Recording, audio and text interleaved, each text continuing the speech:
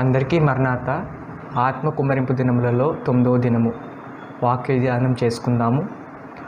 లోక సువార్త 12వ అధ్యాయము 35వ వచనము. మీ దీపములను వెలుగుచుండనీయుడి. అలాగే మొదటి దశలోనికి రాసిన పత్రిక 5వ అధ్యాయము 19వ వచనం చదువుకుందాం. ఆత్మను ఆర్పకుడి. ప్రార్థన చేసుకుందాం. మహోన్నతుడు, సర్వోన్నతుడు, దయానిధి, ప్రేమ స్వరూపైన దేవ, నీ ఘనమైన నామమునకు స్తుతులు స్తోత్రాలు చెల్లించున్నాం ప్రభా.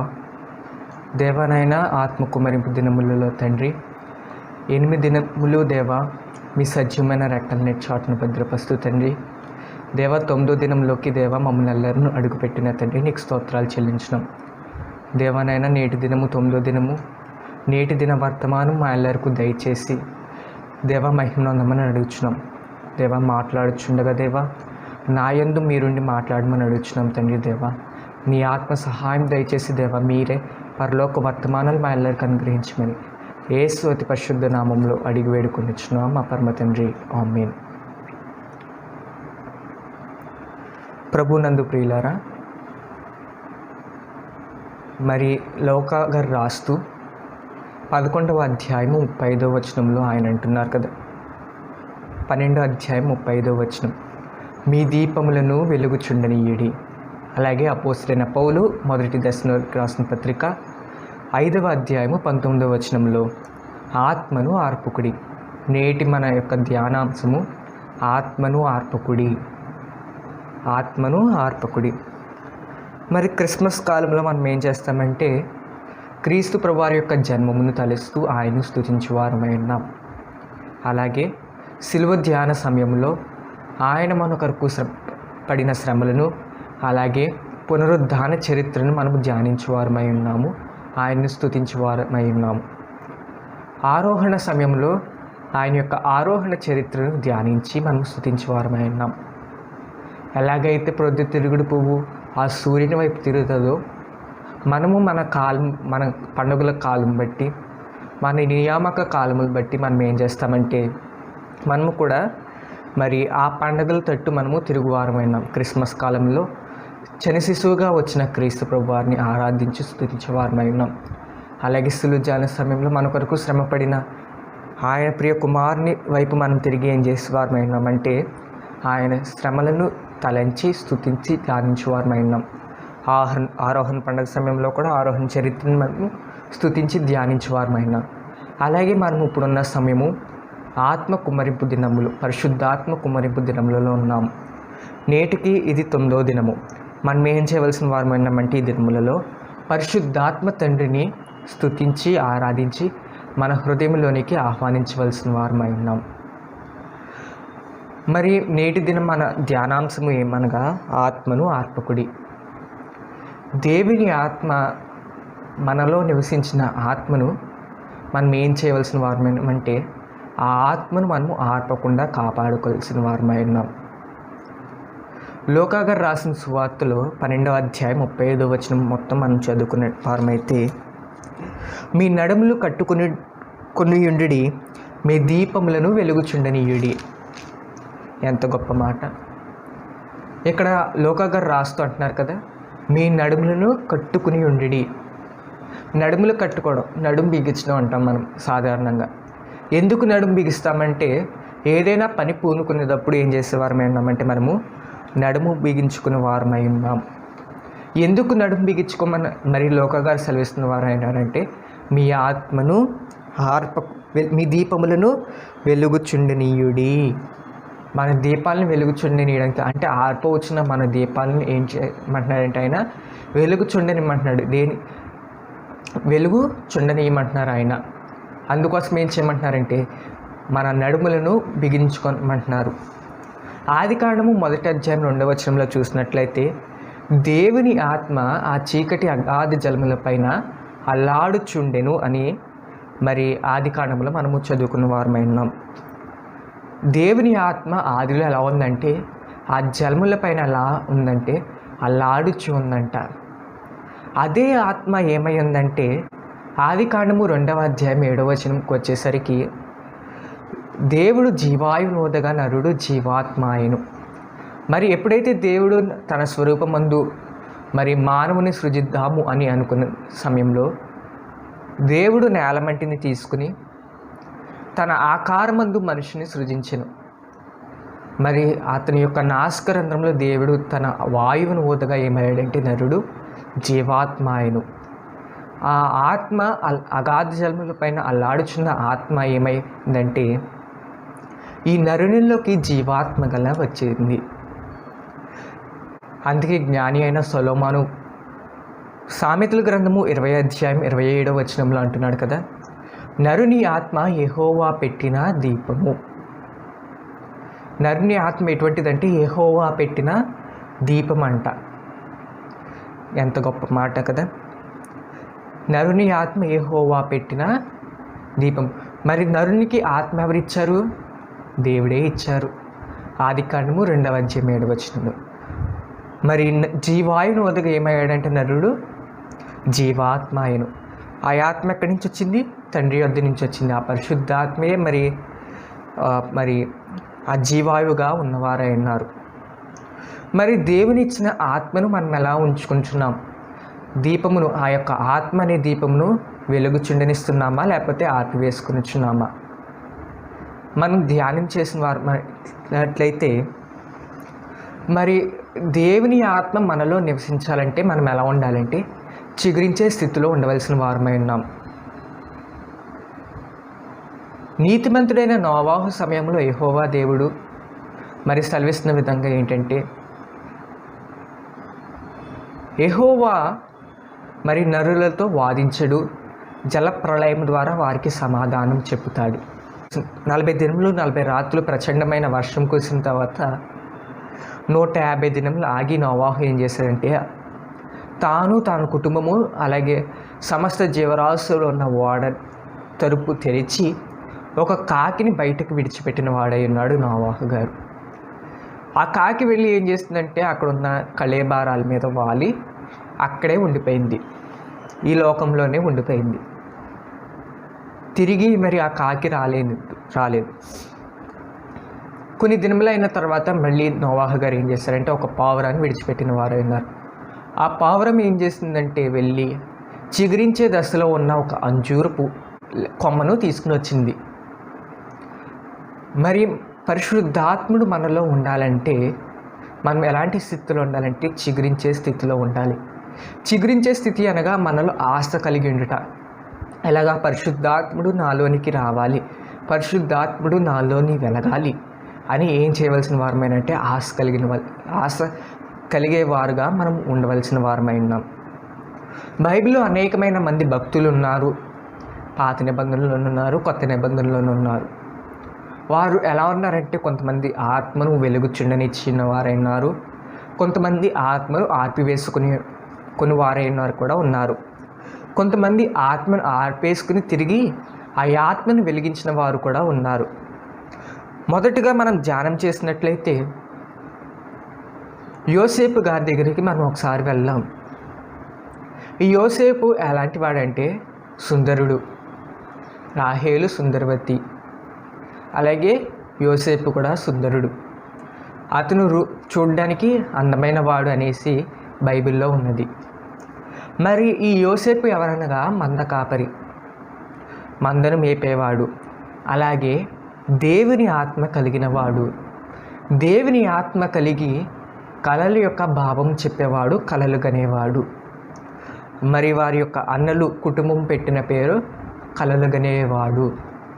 మరి యోసేపుకు దేవుని ఆత్మ తోడై ఉంది. జరగబోయేది మరి ప్రవచించే ఆత్మ అతనిలో ఉన్నది, పరిశుద్ధాత్మ అతనిలో ఉంది. మరి మరి మన అందరికీ ఎరిగిన వారమే ఆ కళలు. 2 కళలు చెప్పడం వల్ల అన్నలకు అసూయ పుట్టింది. మరి యోసేపులో ఆత్మ ఎలా ఉందంటే పుట్టినది మొదలుకొని మరణించే వరకు చిగురించేది. అంటే ఆత్మను జన్మం మొదలు మరణం వరకు ఎటువంటి మరి ఎన్ని అడ్డులు ఆటంకాలు వచ్చినా ఆ ఆత్మను ఏది ఆర్పలేకపోయింది. మరి మనం ధ్యానం చేసిన వారం అయితే యోసేపులో ఉన్న ఆత్మను ఆర్పలేకపోయినవి మొదటగా ఏంటంటే అన్నల యొక్క అసూయ. ఆదికాండము 37 అధ్యాయం 11 వచనంలో మనము చూడగలము ఈ వాక్య భాగం. మరి యోసేపు గారు 2 కళలు కన్నవారైనారు. ఒక కళ ఏంటంటే, మరి పనులు ఉన్నాయంట, అన్నదమ్ములు ఎవరి పనులు వారు ఏరుకుంటుండగా యోసేపు పనులు లేచి నిలబడి ఉండగా మిగతా అందరి యొక్క పనులు ఏం చేసినాయి, లేచి నిలబడి అతనికి సాష్టాంగ నమస్కారం చేసినవి అని తన కళ యొక్క భావము వారి సహోదరులు చెప్పినప్పుడు వారు ఏం చేస్తున్నారంటే పగబట్టి ఉన్నారు. ఇంకొన్ని దినములు గడిచిన తర్వాత యోసేపుకి ఇంకొక కళ వచ్చింది. ఆ కళా భావం మరి చెప్తూ అంటున్నాడు, సూర్య చంద్ర నక్షత్రములు అలాగే 11 నక్షత్రములు నాకు సాష్టాంగపడి నమస్కారం చేసినవని చెప్పినప్పుడు తండ్రి తిట్టినవాడై ఉన్నాడు. ఏంటి నీ తండ్రి, నీ తల్లి నీ అన్నలు నీకు నమస్కారం చేస్తావా అని తిట్టిన వాడై ఉన్నాడు, మందలించిన వాడై ఉన్నాడు. ఎప్పుడైతే ఈ కలభావం చెప్పి ఉన్నాడో మరి యోసేపు, మరి ఆ ఆత్మను ఏం చేయాలనుకున్నారంటే అన్నలు యోసేపు మీద అసూయపడి అతన్ని చంపివేయాలనుకున్నారు. మరి ఆ యొక్క అన్నల అసూయ మరి చంపివేయాలనుకున్నప్పుడు ఆ ఆత్మను, యోసేపులో ఉన్న దేవుని యొక్క ఆత్మను అన్నలు ఆర్పలేకపోయిన వారై ఉన్నారు. మరి యాకోబు సెలవిస్తూ యోసేపుతో అంటున్నాడు, నీవు మీ అన్నల దగ్గరికి వెళ్ళు, షెకెంలో వారు ఉన్నారు, వారికి ఆహారం పట్టుకుని వెళ్ళు, వారి యోగక్షేమములు తెలుసుకుని అని సెలవిచ్చినప్పుడు యోసేపు తండ్రి ఆజ్ఞ ప్రకారము షెకెముకు వెళ్ళి ఉండగా అక్కడ తన అన్నలు లేరు. దారిలో వెళ్తున్న అతను, మీ అన్నలు వేరే ప్రదేశంకి వెళ్ళారు, దొమోతు ప్రదేశంకి వెళ్ళి ఉన్నారని చెప్పినప్పుడు యోసేపు ఆ ప్రదేశంకి వెళ్ళినప్పుడు అన్నలు ఏం చేయాలనుకున్నారంటే యోసేపులో ఉన్న ఆత్మను, యోసేపును చంపివేయాలనుకున్నారు. కానీ దేవుడు ఏం చేస్తున్నారు, ఆత్మను ఆర్పలేకపోయిన వారన్నారు. అలాగే యోసేపు కూడా మరి మొదటి కళ భావం చెప్పినప్పుడు నా అన్నలు నా మీద పగపట్టించున్నారే, నేను ఇంకెన్నడూ ఈ కళల యొక్క భావము నేను వారికి చెప్పను అని అనుకునలేదు. తనకు వచ్చిన కళ భావము ఎప్పటిలాగానే మరి ఆయన యొక్క తలాంతును వారి ఎడల కనిపించిన వారే ఉన్నారు. మరి అన్నుల అసూయ ఏం చేయలేకపోయిందంటే ఆ ఆత్మను ఆర్పలేకపోయింది. అలాగే మరి చంపాలని ప్రయత్నం చేసినప్పుడు జ్యేష్ఠపుత్రుడైన రూబేను అంటున్నాడు, వీడిని చంపడం వల్ల మనకేం ప్రయోజనము, వీడిని ఆ మరణకరమైన గుంటలో పడవేద్దాము అని రూబేను సెలవిచ్చిన వాడై ఉన్నాడు. మరి మరణకరమైన గుంటలో పడివేసినప్పుడు కూడా యోసేపు ఆత్మ ఎలా ఉందంటే, యోసేపులో దేవుని ఆత్మ దీపము ప్రకాశిస్తూనే ఉంది. అలాగే మరి ఈ గుంటలో పడేయడం వల్ల మనకేం లాభం లేదని వారు అనుకుని ఏం చేశారంటే, వారి సహోదరులైన ఇష్మాయేలు అటుగా పోవచ్చినప్పుడు వారికి ఏం చేశారు, అమ్మబడి ఉన్నారు. మనము ఎవరికైనా అమ్మబడిన వారమైతే, దాసునిగా పోవారమైతే అక్కడ మన జీవితం ఎలా ఉంటుందంటే తొక్కువేయబడే స్థితిలో ఉంటుంది. తొక్కువేయబడతాం అంటే వేయబడతాము. కానీ యోసేపు అక్కడ కూడా ఎలా ఉన్నాడంటే ప్రకాశిస్తూనే ఉన్నాడు. అలాగే అక్కడ ప్రకాశిస్తూ మరి ఇష్మాయేలు మరి వారు 20 తులముల వెండికి కొనుక్కున్నప్పుడు తర్వాత వారు ఏం చేస్తారంటే ఫరో యొక్క సేనాధిపతి అయిన పోతీఫర్కు అమ్మివేస్తున్నారు. పోతీఫర్ ఇంట్లో ఎలా ఉన్నాడంటే వెలుగుచ్చునే ఉన్నాడు, ఆత్మను ఆర్పుకోలేదు. దాసునికి అమ్మబడిన వాడు ఎలా అయ్యాడంటే ఇంటిలో ఒక అధిపతి అయి ఉన్నాడు. మరి పోతీఫర్ భార్య వలన వచ్చిన శోధన అందరూ ఎరిగిన వారే. మరి యోసేపుని లొంగపరుచుకోవాలనుకుంది కానీ చివరికి ఏమైంది, యోసేపుని లొంగపరుచుకోలేదు, చెరసాలలో వేయించింది. కానీ పోతీఫర్ భార్య వలన కలిగిన శ్రమలో అతడు పాలు పొందలేదు. తనను తాను కాపాడుకొనిచ్చు తన ఆత్మను వెలుగుచుండనిచ్చాడు. అలాగే చెరసాలలో కూడా తన ఆత్మను ఎలా ఉంచుకున్నాడంటే వెలుగుచూనే ఉంది. ఈ విధంగా మరి యోసేపు జీవితంలో అనేకమైన శ్రమలు కలిగినప్పుడు, తన ఆత్మను ఆర్పివేసే శ్రమలు వచ్చినప్పుడు యోసేపు ఎలా ఉన్నాడంటే తన ఆత్మను వెలుగుచునే ఉండనిచ్చాడు. అలాగే తన దీపమును వెలుగుచునే ఉండనిచ్చాడు. జన్మము నుండి మరణం వరకు ఆ ఆత్మ ఎలా ఉందంటే, ఎన్ని శ్రమలు వచ్చినా, ఎన్ని ఇబ్బందులు అనే గాలులు వీచినా ఆ ఆత్మను ఏదియూ ఆర్పలేకపోయింది. మరి కీర్తనకారుడు అంటున్నాడు 105వ కీర్తన 21, 22 వచనములలో, ఇట్టి ప్రకారం అతడు తన అధిపతులను ఏలుటకును, తన పెద్దలకు బుద్ధి చెప్పుటకును, తన ఇంటికి యజమానిగాను, తన యావదాస్తి మీద అధికారంగాను అతనిని నియమించెను.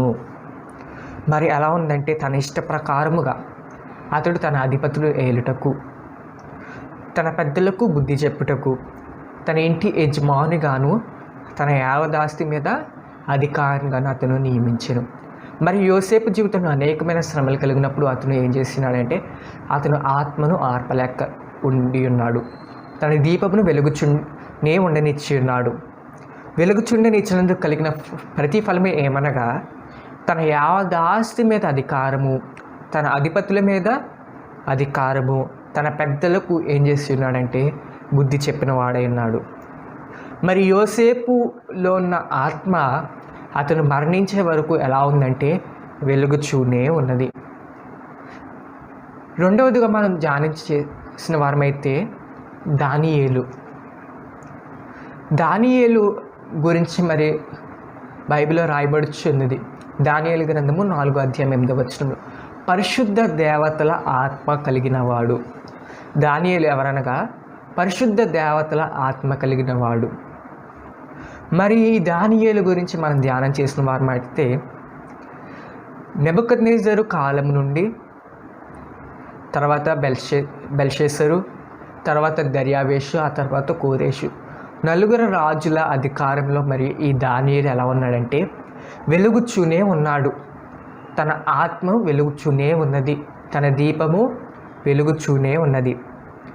సుమారు 4 రాజుల కాలంలో ఈ యొక్క దానియేలు యొక్క ఆత్మ దీపము వెలుగుచూనే ఉన్నది.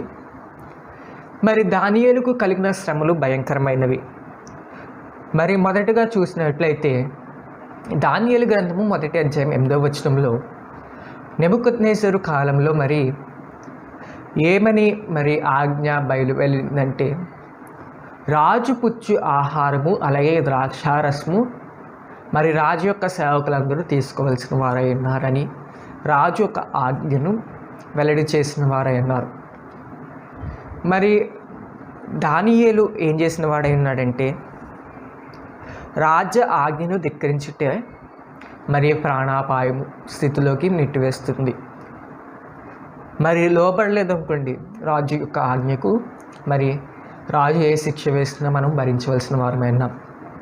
కానీ దానియేలు అలాగే షడ్రకు, మెషకు, అబేద్నెగోల మరి ఈ నలుగురు ఏం చేస్తున్నారంటే, ఆ యొక్క నపుంసకుడి దగ్గర మరి సెలవు తీసుకుని, మేము రాజు ఇచ్చు ఆహారము పుచ్చుకొనము, మమ్మల్ని మేము అపవిత్రపరుచుకొనము, మేము శాకాహారము తీసుకుంటాము అలాగే మంచినీళ్ళు త్రాగుతామని మరి దానియేలు సెలవిచ్చిన వాడే అన్నాడు. మమ్మల్ని పరీక్షించండి ఒక 10 దినములు అని సెలవిచ్చిన తర్వాత, ఏంటి మీరు నాకు రాజు వల్ల శ్రమ కలిగిస్తారా, రాజు వల్ల ఆటంకం ఏర్పరుస్తారా, రాజు నుండి ఆటంకాన్ని ఏర్పరుస్తారా అని మరి నపుంసకుడు అన్నప్పుడు, మా వలన నీకు ఎటువంటి ఆటంకము కలగదు అని సెలవిచ్చిన వాడైనాడు దాని. మరి రాజు ఆజ్ఞను ధిక్కరిస్తే మరి రాజు ఏం చేస్తాడు, వారికి శిక్ష విధించి వారికి మరణశిక్ష విధించేవారైనారు. కానీ రాజాజ్ఞను వారు పాటించలేదు. వారు శాకాహారం పుచ్చుకుంటాము అని మరి వారు శాకాహారం పుచ్చుకున్నారు. వారు మరి 10 దినములైన తర్వాత మరి పరీక్షించినప్పుడు రాజు, అందరి సేవకుల కన్నా వీరి ముఖాలు ఎలా ఉన్నాయంటే కాంతితో ప్రకాశించినాయంట. మరి రాజు వల్ల మరి శ్రమ వచ్చినప్పుడు వారు ఏం చేస్తున్నారు, వారిని వారు అపవిత్రపరచుకోలేదు. ఒకసారి మనము ఆదికాండంలోకి వెళ్ళిన వారమైతే, యాకోబు యాకోబు దగ్గరికి వెళ్ళినప్పుడు యాకోబు కూర వండుకున్నాడు, రంగురంగుల చిక్కుడికాయ కూర. మరి యాసావుకి ఆకలి వేస్తున్నది. ఏం చేస్తున్నాడంటే యాసావు తన ఒక పూట కోటు కోసము తన జ్యేష్ఠత్వాన్ని అమ్మవేసుకున్నాడు. కానీ ఈ దానియేలు ఇక్కడ తిండి కోసము తన ఆత్మను ఆర్పుకోలేదు. జ్యేష్ఠుడైన పరిశుద్ధాత్మను తన యొద్ద నుండి పోగొట్టుకొనలేదు. దానియేలు తన ఆత్మను, తన జ్యేష్ఠుడిని ఏం చేసిన వాడైనాడంటే కాపాడుకుని వాడే ఉన్నాడు. అలాగే మరి ఇంకా నెబుకద్నెజరు కాలంలో మరి 2వ అధ్యాయంలో మరి నెబుకద్నెజరుకు ఒక కళ వచ్చినది. మరి ఆ కళ ఏం చేసిన వాడైనాడంటే రాజు మర్చిపోయాడు. ఆ కాలంలో ఉన్న కల్దీల్లో అలాగే అక్కడున్న మరి సమస్తమైన శకునగాండ్రకు అలాగే గారడి విద్య మరి కనపర్చి వారందరినీ రాజు ఏం చేసిన వాడైనాడంటే మరి పిలిపించిన వాడైనాడు. నాకు ఒక కళ వచ్చింది, దాని భావము మీరు తెలుపగలరు అని సెలవిచ్చినప్పుడు మరి ఎవరునూ తెలపలేకపోయారు. అప్పుడు రాజుకు కోపం వచ్చి ఏం చేశాడు, మొత్తం ఈ సమస్త శకునగాండ్రులను అలాగే గారడి మరి విద్యార్థికులు ఏం చేయమన్నాడంటే హతము చేయమన్నప్పుడు దానియేలు మరి సమయం అడిగి దేవుని యొద్ద ప్రార్థించి విచారించి రాజు కనిన కళ యొక్క భావము తెలిపిన వాడై ఉన్నాడు. మరి ఒకవేళ ఆ భావము చెప్పలేకపోతే ఆ రాజు ఏం చేసేవాడై ఉన్నాడు, అందరినీ హతము చేసేవాడైనాడు. దానియేలు కూడా హతుడైపోయేవాడు. కానీ దానియేలు ఎలా ఉన్నాడంటే తన ఆత్మను అప్పుడు కూడా వెలుగు చూడనిచ్చి ఉన్నాడు. తన ఆత్మను ఏం చేసిన వాడైనంటే తన దీపమును కాపాడుకుని వాడై ఉన్నాడు. మూడవదిగా మనం చూసినట్లయితే దానియేలుకు వచ్చిన శ్రమలో మరి బెల్షస్సర్ కాలంలో మరి ఆనాడు తన తండ్రి అయిన నెబుకద్నెజరు యెరూషలేము దేవాలయంలో నుండి తెచ్చిన మందిరం యొక్క ఉపకరణములలో మరి ఏం చేసిన వాడేనంటే బెల్షస్సరు తన రాణులు, ఉపపత్నులు, తన మంత్రులు అందరితో కలిసి ఈ ఉపకరణములలో మద్యము త్రాగుచు, ద్రాక్షారసం త్రాగుచు ఆ మందిర ఉపకరణాన్నిటిని అపవిత్రపరిచిన వాడైనాడు. ఆ యొక్క బెల్షస్సరు మరి ఒక వ్రాతను చూశాడంట, గోడ మరి రాజ్యం యొక్క సరిహద్దు గోడ మీద ఏం చేశాడంటే ఒక వ్రాతను చూశాడంట. ఆ వ్రాత భావం ఏమి అని అడిగినప్పుడు అతని భార్య అంటుంది, రాణిగారు అంటున్నారు, పరిశుద్ధ దేవతల ఆత్మ కలిగిన వాడు దానియేలు ఉన్నాడు, అతన్ని పిలిచి విచారణ చేయమని పిలిచినప్పుడు మరి ఏమని సెలవిచ్చిన వాడైనాడంటే దానియేలు యందు దేవుని ఆత్మ మరి ఆ రాజుకు ఏమని సెలవిచ్చింది అంటే, నీవు నన్ను గణపరచలేదు, నీ తండ్రి మీ తండ్రి గారు నెబుకద్నెజరు మరి పడిన స్థితి మీరు ఎరిగిన వారైనారు, అయినను నీవు నన్ను గణపరచలేదని బెల్షస్సరుకు మరి దేవుని యొక్క ఆత్మ దానియేలు ద్వారా ఆ కళ యొక్క భావము, ఆ చూసిన వ్రాత యొక్క భావము తెలియజేయడం జరిగింది. మరి రాజా నువ్వు ఇంకొన్ని దినంలో చనిపోతావు అని సెలవిచ్చినప్పుడు మరి ఏం చేస్తాడు రాజు, ఏంటి నేను చనిపోతానా అని ఏం చేస్తాడు, అతనికి మరణశిక్ష విధించువాడన్నాడు. కానీ దానియేలు జంకలేదు, జడియలేదు. దేవుడు ఏ విధంగా అయితే తనకు బయలుపరుచున్నాడో ఆ విధంగానే మరి ఆ రాజుకు చెప్పిన వాడై ఉన్నాడు. మరి రాజు మీద రాజుకి డైరెక్ట్గా చెప్పిన వాడై ఉన్నాడు. రాజు యొక్క భయము లేదు, మరి రాజు యొక్క భయం లేదు. రాజు మరణశిక్ష విధిస్తాడని భయం లేక తన దీపంని ఎలా ఉన్నాడంటే ఆ కాలంలో కూడా వెలుగుచునే ఉండనిచ్చినాడు. నాలుగోదిగా మనం చూసినట్లయితే దర్యావేష కాలంలో మరి దానియేలు గ్రంథము 6వ అధ్యాయంలో మరి దర్యావేషు 120 మంది అధికారులను ఏర్పరిచిన వాడై ఉన్నాడు. అందులో 3 మెయిన్గా ఏర్పరిచిన వాడై ఉన్నాడు. అందులో దానియేలు ఒకడు. మరి దానియేలును మరి తన యొక్క అధికారులను దించివేయాలని అనేక మంది యోచన చేసినప్పుడు దానియేలులో ఎటువంటి తప్పు దొరకలేదు. మరి దానియేలు ఎక్కడ దొరికినాడంటే దేవుని విషయంలో దొరికిన వాడై ఉన్నాడు. దర్యావేషు దగ్గరికి వెళ్ళి అందరు అధికారులు వెళ్ళి, రాజా మరి యొక్క మన ఆచారం ప్రకారము మన దేవునే పూజించాలి, ఇంకెవరును వారి యొక్క దేవుని 30 దినముల పాటు వారు ఏం చేయకూడదంటే పూజించకూడదు, వారి దేవుని ప్రార్థించకూడదని మరి ఆజ్ఞ వెల్లడి చేయమన్నప్పుడు రాజు ఆజ్ఞ వెల్లడి చేశాడు. కానీ దానియేలు తన యథావిధి ప్రకారము 3 ప్రార్థన చేయవాడై ఉన్నాడు. ప్రార్థన చేస్తూనే ఉన్నవాడైనాడు. తన గదిలోకి వెళ్ళి తన తలుపులు తెరుచుకుని మరి యెరూషలేము తట్టు తిరుగుచూ ప్రార్థన చేయవాడైనాడు. మరి ఈ యొక్క అధికారులు చూసి మరి రాజుకు తెలియజేసినప్పుడు రాజు ఆజ్ఞను ధిక్కరించితివని ఏం చేసిన వారైనారంటే సింహముల బోనులో పడవేసి నీ దేవుడే నిన్ను కాపాడును అని మరి వారు దానియేలును హేళన చేసిన వారు ఉన్నారు. దానియేలు జంకలేదు, భయపడలేదు. ఆ కాలంలో కూడా మరి దర్యావేషు ఇచ్చిన ఆజ్ఞలో కూడా ఆ కాలంలో కూడా దానియేలు తన ఆత్మను ఆర్పుకొనలేదు. తన దీపంను ఎలా ఉంచుకున్నాడంటే వెలుగుచూనే ఉండనిచ్చిన వాడై ఉన్నాడు. ఇలాగూ దానియేలుకు ఎన్ని ఆటంకములను అడ్డులు కలిగినా మరి దానియేలుకు తన వచ్చిన శ్రమలో ఏం చేసిన వాడై ఉన్నాడంటే దేవుని ఆత్మ అనే దీపంను ఎలాగ ఉన్నాడంటే ప్రకాశిస్తూనే ఉందంటే దేవుని యొక్క ఆత్మ. మరి యోసేపు గారు దానియేలు ఇద్దరు మరి తమ యొక్క ఆత్మను తన దీపమును పరిశుద్ధాత్మ అనే దీపమును ఎన్ని శ్రమలు ఎన్ని ఆటంకములు వచ్చినా వారి యొక్క దీపమును వెలుగుచూనే ఉండనిచ్చినారు. వారి ఆత్మను ఆర్పుకొనలేదు. మూడవదిగా మనం ధ్యానం చేసినట్లయితే దావీదు మహారాజుకు మరి చేసినప్పుడు అప్పటి నుండి ఎలా ఉందంటే దావీదు యొక్క జీవితము మొదటి సమూయేలు గ్రంథము 16వ అధ్యాయం 13వ వచనం.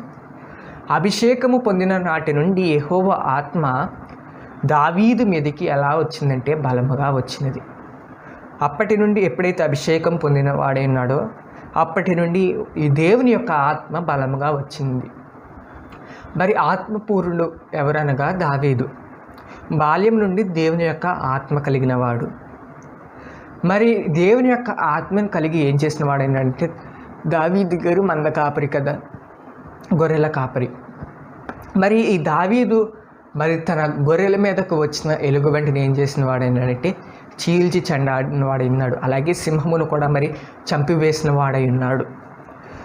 దేవుని ఆత్మ కలిగి ఏం చేసిన వాడైనాడంటే తన మంద మీదకు వచ్చిన శ్రమలు అనగా ఎలుగుబంటియు అలాగే సింహంని ఏం చేసిన వాడైనాడంటే చంపివేసిన వాడై ఉన్నాడు. జడియలేదు, మరి భయము లేదు దావీదు గారికి. అలాగే మరి సౌలు మహారాజు గారిలో ప్రవేశించిన దురాత్మను ఏం చేసిన వాడైనాడంటే చమత్కారముగా మరి తంబూర వాయించుచు ఆ ఆత్మను మరి సౌలు యొద్ద నుండి ఏం చేసిన వాడైనాడంటే దూరపరిచిన వాడై ఉన్నాడు. మరి సౌలు అనేక మార్లు మరి దావీదుని చంపాలని ప్రయత్నం చేసిన దావీదు ఎలా ఉన్నాడంటే తన ఆత్మను వెలుగుచుండనిచ్చిన వాడై ఉన్నాడు. మరి బెత్షెబా విషయంలో పాపం చేసినప్పుడు మరి దేవుడు తన పరిశుద్ధాత్మను తీసివేసిన వారై ఉన్నారు. అప్పుడు ఏమని ప్రార్థన చేయించిన వారంటే కీర్తనల గ్రంథము 51వ అధ్యాయం 11వ వచనంలో నీ సన్నిధిలో నుండి నన్ను త్రోసివేయకము, నీ పరిశుద్ధాత్మను నా యొద్ద నుండి తీసివేయకమని మరి దావీదు గారు ప్రభుని మరి బతిమాలుకున్న వారై ఉన్నారు. మరి ఆత్మ కలిగిన ఈ దావీదు మరి తన ఆత్మను ఆర్పివేసుకున్నప్పుడు ఆత్మ ఆర్పవచ్చినప్పుడు ఏం చేసిన వాడైనాడంటే తిరిగి వెలిగించుకున్న వాడై ఉన్నాడు. ఎవరనగా దావీదు మహారాజు. గొల్యాతు వంటి శ్రమ, గొప్ప శ్రమ, దురాత్మ కలిగిన గొల్యాతును చంపిన వాడై ఉన్నాడు. సింహమునకు ఎలుగుబంటికి మరి భయపడలేదు. సౌలులో ఉన్న దురాత్మను తనలో ఉన్న పరిశుద్ధాత్మ ద్వారా దూరపరిచిన వాడై ఉన్నాడు. ఆత్మ కలిగిన మరి దావీదు ఆత్మను మరి పోగొట్టుకున్నప్పుడు ఏం చేసిన వాడైనాడంటే తిరిగి సంపాదించుకున్న వాడై ఉన్నాడు.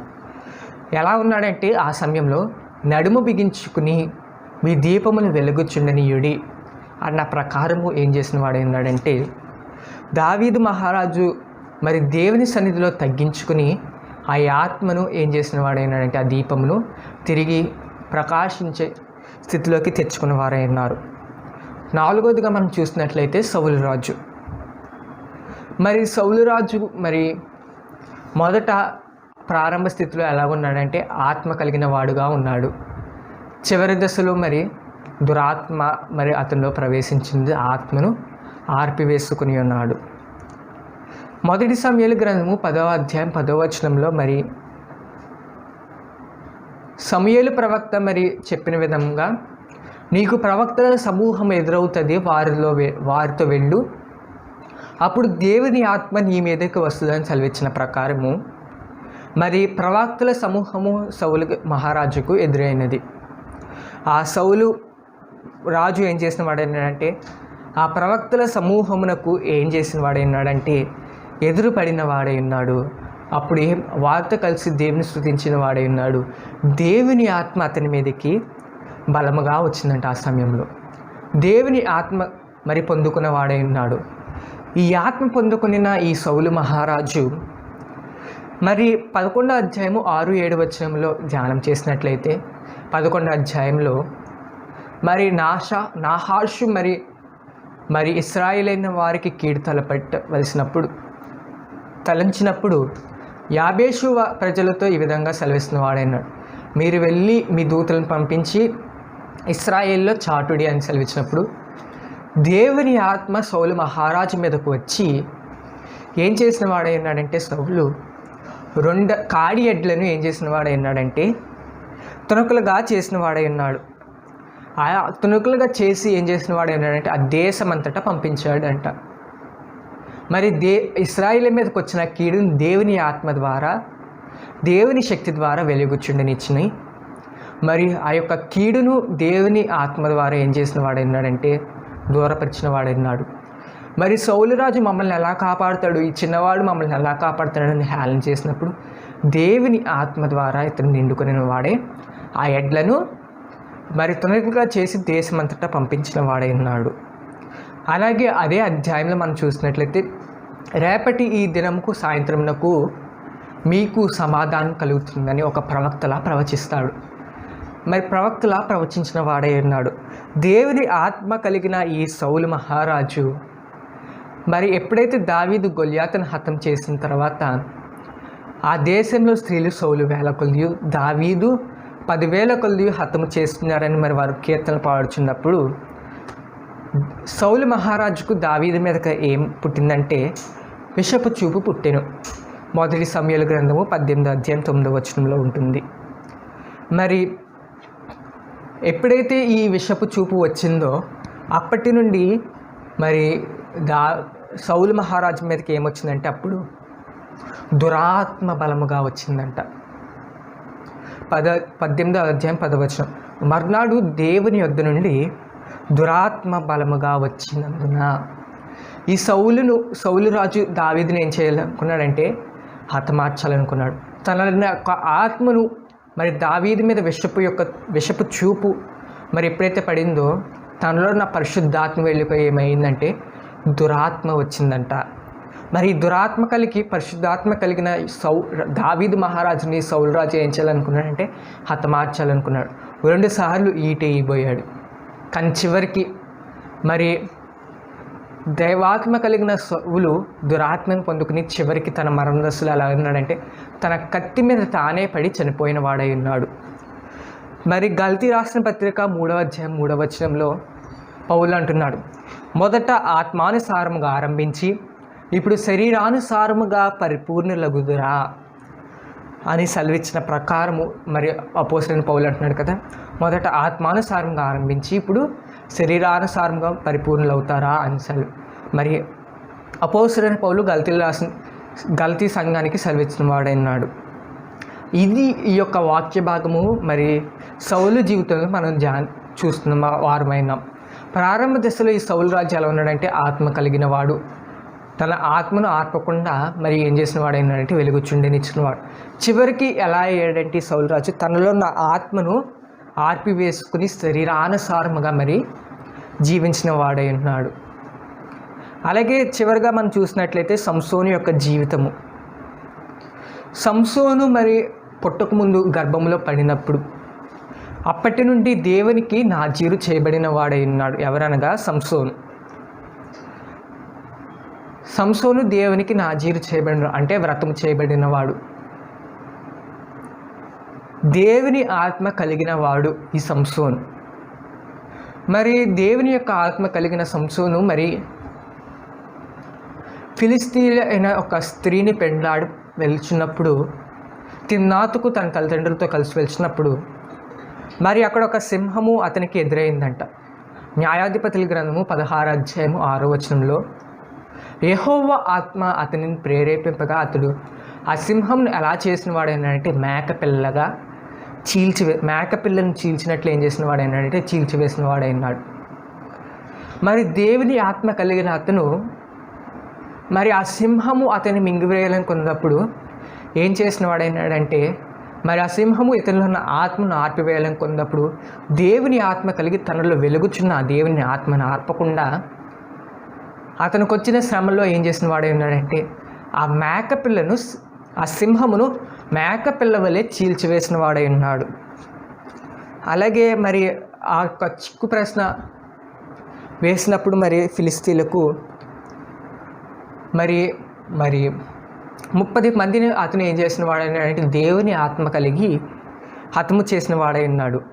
14వ అధ్యాయం 19వ వచనంలో యెహోవా ఆత్మ అతని మీదకి మరలా రాగా అష్కేలోనికి పోయి 30 మందిని చంపి మరి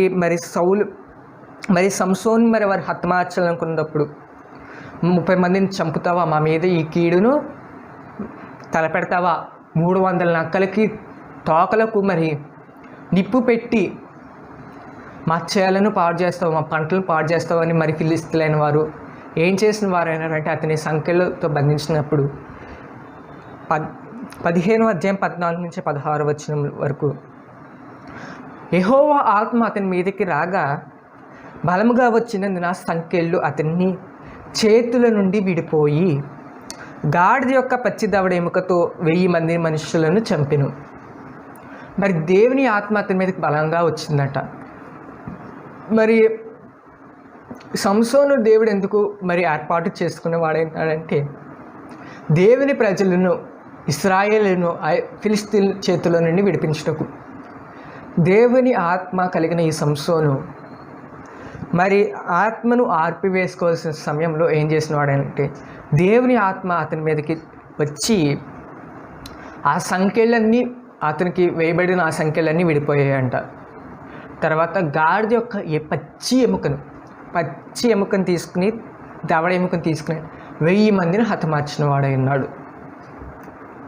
ఈ విధంగా మరి తన యొక్క ఆత్మను తన దీపమును వెలుగుచుండనిచ్చిన వాడై ఉన్నాడు. మరి దెలీలా విషయంలో మరి చూసినట్లయితే దెలీలా మరి అతని ప్రేరేపింపగా మరి సంసోను ప్రేరేపింపగా అనేక మార్లు తప్పించుకున్న వాడై ఉన్నాడు. ఎవరనగా సంసోను. చివరికి దెలీలాకి తన యొక్క రహస్యము, తన బలము యొక్క రహస్యం చెప్పినప్పుడు ఆ దెలీలా ఒక మరి మంగళవాడిని పిలిచి తన యొక్క జుట్టును కత్తిరించినది అయింది. 7 జడలను కత్తిరించిన వారై ఉన్నారు. 16వ అధ్యాయం 20వ వచనంలో ఎప్పుడైతే ఆ యొక్క జడలు కత్తిరించబడ్డాయో అప్పుడు ఏమైందంటే యెహోవా ఆత్మ అతన్ని ఎడబాసిందంట. ఆ యొక్క ఆత్మ అతనిలో నుండి వెడలిపోయింది. తన యొక్క దీపము, ఆత్మ అనే దీపము ఆరిపోయింది. 16వ అధ్యాయం 20వ వచనంలో యెహోవా తనను ఎడబాసినని అతనికి తెలియలేదు. మరి దేవుని ఆత్మ అతనిలో నుండి వెళ్ళిపోయింది. అతని బలమంతా వెళ్ళిపోయింది. తనలో ఉన్న పరిశుద్ధాత్మ వెళ్ళిపోయి మరి ఎలా ఉన్నాడంటే ఇప్పుడు శత్రువు అయిన ఫిలిస్తీయులకు మరి చిక్కుబడి ఉన్నాడు. మరి వారి యొక్క అన్య దేవతల మరి గుడిలో అతన్ని బంధించిన వారే అన్నారు.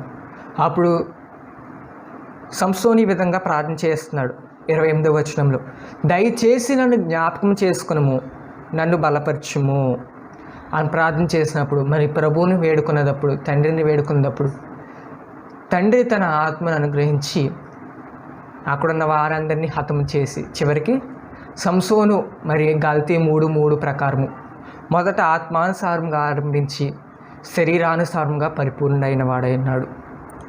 మన జీవితంలో కూడా మనము ఎలా ఉన్న వారమైనామో మనము జ్ఞాపకం చేసుకోవాల్సిన వారమైనాం. దేవుని యొద్దకు వచ్చినప్పుడు మనము పూర్తి నిష్ఠతో భక్తితో ఉంటున్న వారమైనాం. చివరికి మరి దేవుని యొక్క అటు వెచ్చగాను ఇటు చల్లగాను ఉండకుండా ఎలా ఉంటున్నామంటే నులివెచ్చని స్థితిలో ఉండే వారమై ఉంటున్నాం. మనం యోచించుకోవాల్సిన వారమై ఉన్నాం. మనం ఏ స్థితిలో ఉన్నాం? దేవుని యొక్క ఆత్మను వెలుగుచుండనిస్తున్నామా, ఆయన యొక్క ఆత్మను ఆర్పివేసుకుని వచ్చిన వారమై ఉన్నాం? అపోస్తలుడైన పౌలు ఎఫెసీయులకు రాసిన పత్రిక 4వ అధ్యాయం 1-2 వచనంలో అంటున్నాడు, కాబట్టి మీరు సంబంధము చేత ఆత్మ కలిగించే ఐక్యమును కాపాడుకునేటందుకు శ్రద్ధ కలిగిన వారే. మరి మనం ఎలా ఉండవలసిన వారమైనామంటే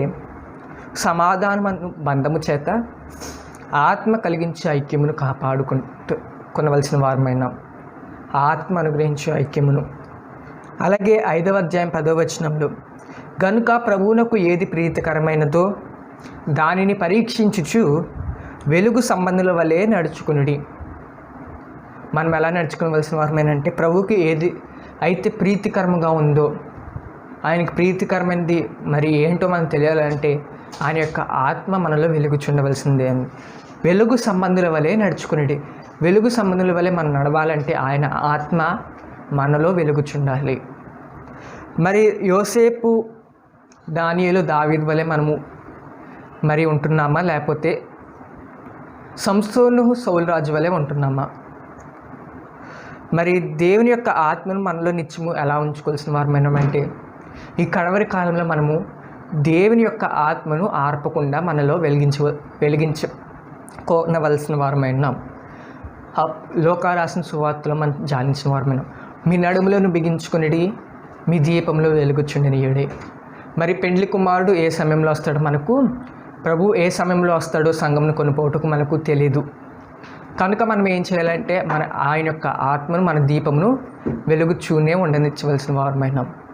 అట్టి ధన్యత దీవెన ప్రభు మనెల్లరికీ అనుగ్రహించునుగాక. ఆమేన్.